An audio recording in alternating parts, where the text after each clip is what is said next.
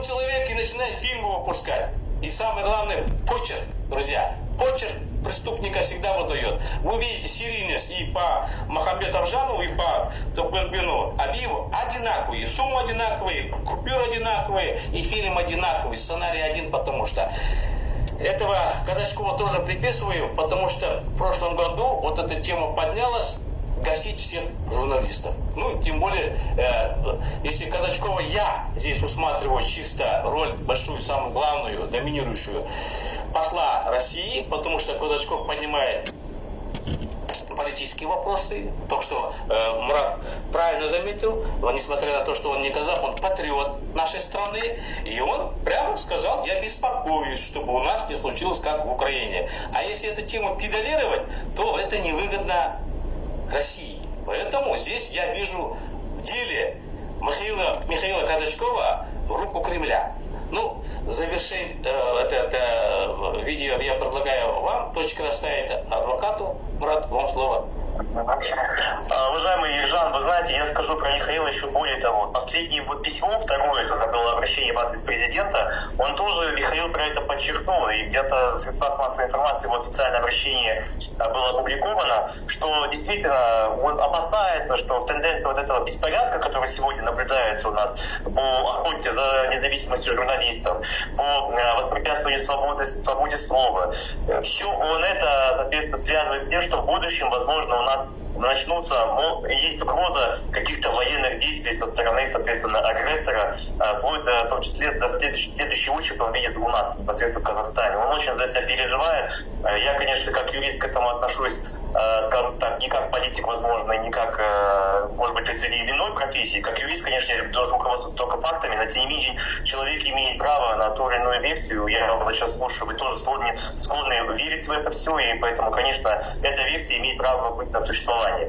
Вот. Теперь, что касается, вы сегодня сказали, Ержан, что разрабатывается закон о масс-медиа, вы сказали, да, сейчас он называется закон о средствах массовой информации. Этот закон, на самом деле, Ержан, он немаловажен для нас. Мы все должны понимать, что если Казахстан действительно хочет измениться, мы хотим быть жена Казахстана, справедливым Казахстаном, то однозначно, прежде всего, мы должны укрепить независимость свободы слова. Свобода слова должно быть именно священной как такой категорией, против которой противостоять просто нельзя.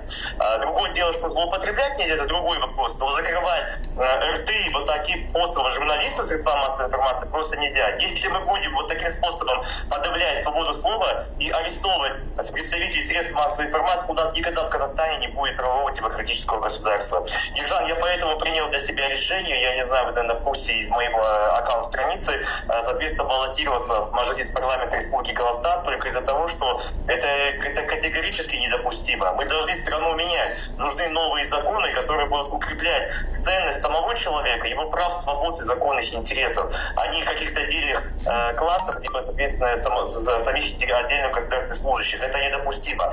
Поэтому вот в завершении вашей программы, Ержан, я хочу сказать спасибо, что есть вот такие блогеры, как вы. Несмотря на то, как я вас понял, вы находитесь за рубежом, вы остаетесь быть патриотом. Я вас благодарю, что вы освещаете все эти наши проблемы, которые у нас имеются внутри нашей страны. И просто хочу пожелать удачи вам крепкого здоровья и, соответственно, удачи в вашей программе.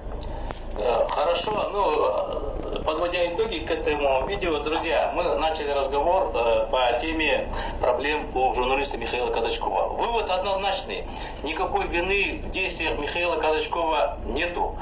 Ну вот, смотрите, человек вынужден 6 адвокатов нанимать, да. Несмотря на аргументы, доводы приводятся, процессуальные нарушения, никто их в расчет не берет. Мы видим дело политизированное. Здесь общество должно сейчас подключиться, в первую очередь казахское общество, потому что человек, Михаил Казачков, не просто как журналист, как гражданин, выказывает беспокойство за будущее нашей страны. Поэтому я делаю обращение ко всем гражданам Казахстана, независимо от национальности, поддерживать Михаила Казачкова, следить за его судьбой. Это человек, который искренне борется за интересы нашего общества. Никакой вины в действиях его нет.